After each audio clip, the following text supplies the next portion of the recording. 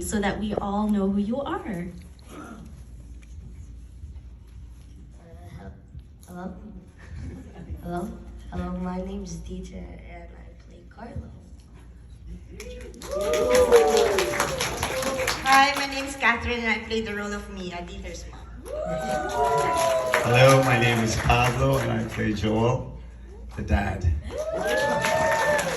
My name is Naira. I play Nyla in the film. I'm sorry, Roberto I play Lolo. My name is Shirel and I play Arlene.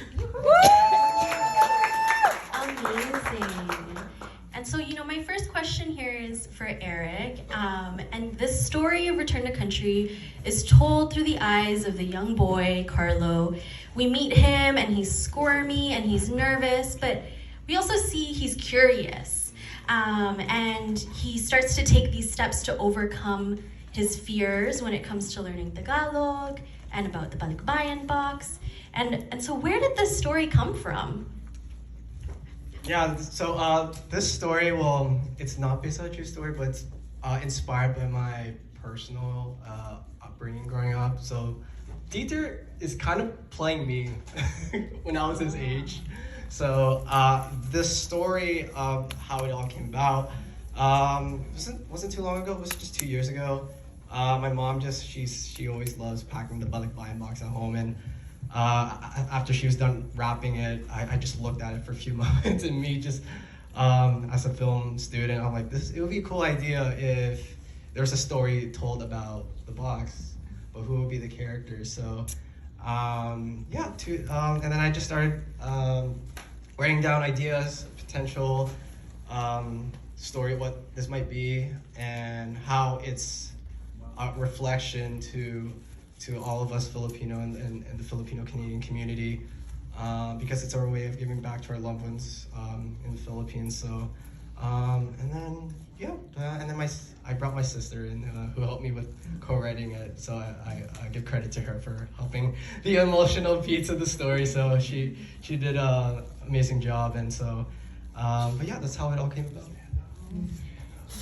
Yes, let's see your ate. Credit where credit is due. That's my ate!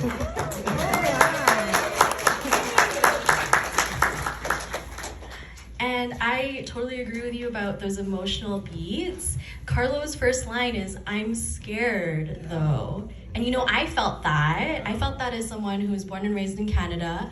And my learning of Filipino culture came through these kinds of experiences. So I'm really curious to hear from you, from Dieter, and from others around, what is Carlo saying there when he says, "I'm scared"? That's so weighted. Yeah, I mean, there's many different ways, but I think because he's not only is he not really great at the language, because he's like he's someone that is based off of me and born and raised here in Canada, but it's also it's a bit of a language barrier, I would say. It's like he still wants to learn. He's not like ashamed of his Filipino culture or anything like that, but I was like that too, and talking to my elders too, but it was a frightening moment for me personally too. So I kind of got used to that as I grew up, but especially at his age, it takes time. But yeah, Dieter, did you want to expand on that, buddy? How did you feel about that when you said that line?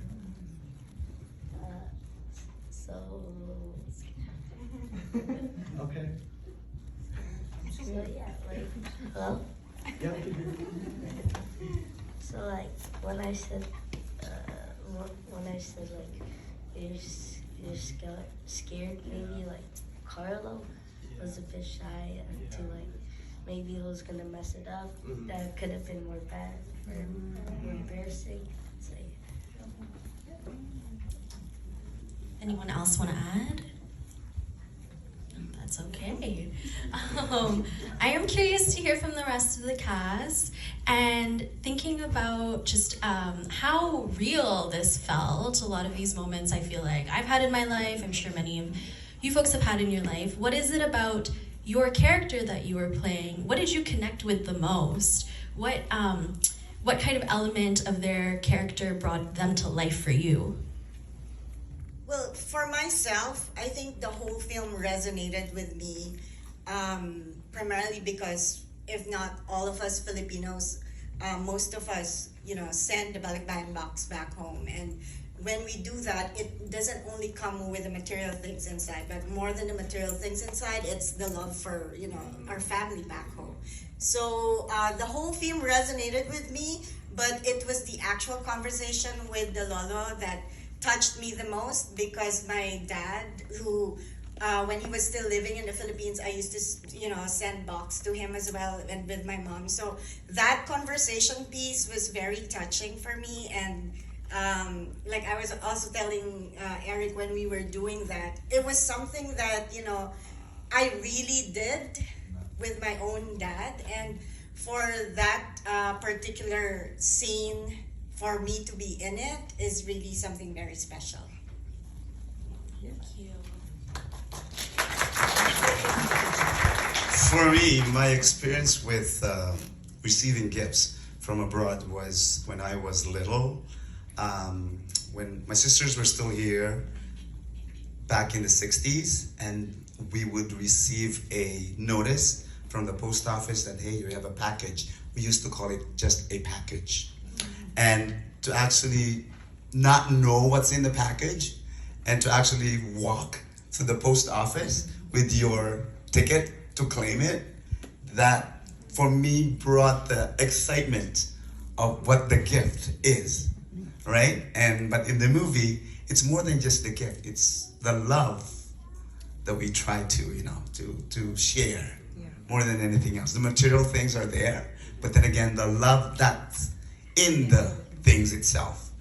And that will kind of like made me being I guess the comic relief in the film.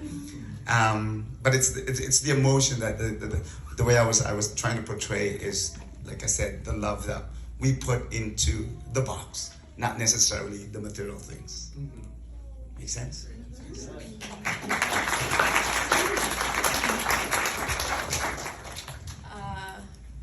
I've never actually received a balikbayan box because I live here in Canada. I was born and raised, but I have received what are they called? Like when from the Philippines, like when you bring the food. Pasalubong. Pasalubong, yeah, that. I received that, and like I got the pulverons, the dried fish. I always enjoy the foods. I can relate that much. When receiving gifts from the Philippines, that is all that I relate to my character.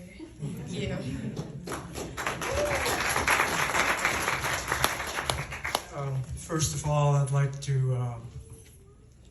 I'm really impressed, and the result of the film, it was really fantastic, awesome. It's the first time I've seen the film, so. It was just like very professional. Like I'm very grateful I was part of the film, and thanks for all the cast and the crew. They did hard work, and I get too emotional when I was watching it myself.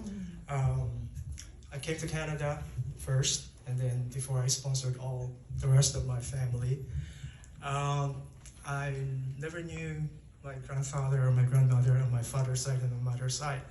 So I kind of missed that, having a Lolo and Lolas. So, it reminded me of the first time, like I said, I'm the first one who came here. And then the first time I go back to the Philippines, then I had all these balikbayan boxes for my brothers and sisters and my mom and dad. So that's really like emotional memories that bring back to me. Again, really impressed with everybody else. The director, Eric, we really did a good job. And thank you very much. For me, what resonates, I think I'm in both sides. I was back in the Philippines. My mom was away for a while, because she was working since I was 13. So what resonates is you're longing for a loved one. Like for me, it was my mom. And also like talking at home before we don't have a video call, so it's just talking on the phone, just hearing your mom's voice, and like sending gifts. I received gifts while I was in the Philippines, and then when I arrived in Canada, I was the one sending the balikbayan box to my family. So I was in both sides, like giving and then receiving. So I think that one resonates more of like having your loved one, like, you know, longing for your loved one, you wanted to be with them. It's not only the gifts, but just having your family, your loved ones be with you, and feeling that even if they're far away, they love you and they're thinking of you, and you know, like they're doing sacrifice. Like for example, my mom, she did a lot of sacrifices just to bring food. Oh, no, sorry, send money or send some gifts to us. So I think that's what I can say. Thank you. Thank you for all your responses. They feel very personal, and just want to honor that.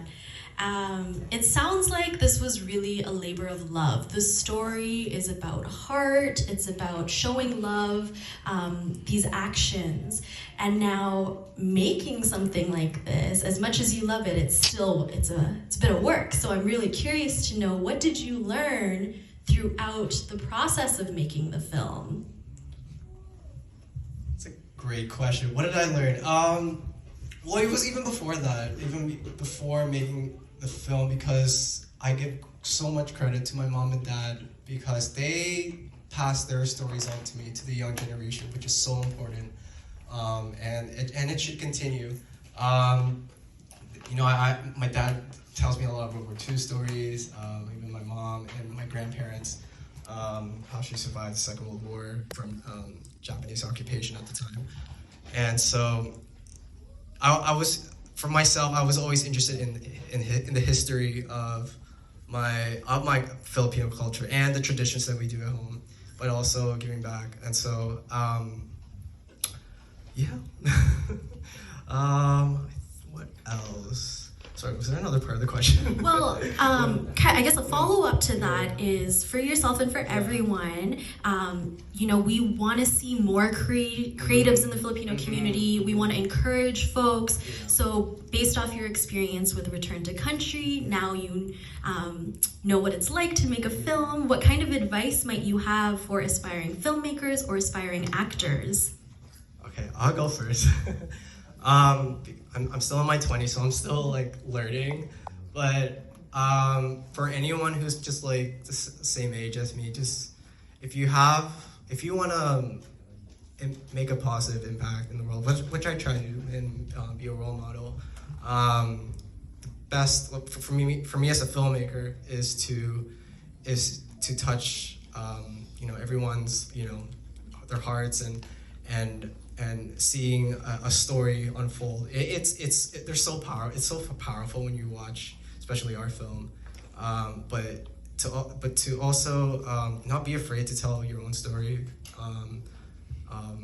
and to not be afraid to continue to share with your loved ones, family, friends. So, you know, for example, my grandmother, again, she passed away during COVID, but she would always tell me a lot of stories about when she was young. I was like, oh, cool, that could be a movie one day, you know, and who knows? But it's just making sure that you just follow your heart, so that, because stories do connect us. So yeah, don't be afraid. Take heart, take courage.